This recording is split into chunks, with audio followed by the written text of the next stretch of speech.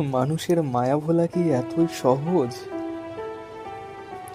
হয়তো না, কিন্তু একটা টাইম পর মানুষ বুঝতে শেখে সেই যে মায়া ভরা মুখখানি ছিল, সেটাকে ভুলতে না পারলেও মায়াবিনীকে ক্ষমা করে দিয়ে মানিয়ে নিতে শেখে।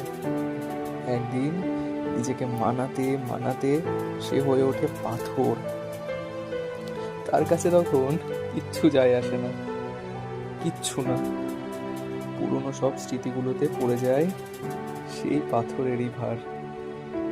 তাই বন্ধু, একটা কথা বলি, ধৈর্য ধরো আর নিজেকে শুধু শক্ত রাখো একটু। বাকি কাজটুকু ওই যে ওপরে বসে যিনি দেখছেন, তিনিই দেখবেন।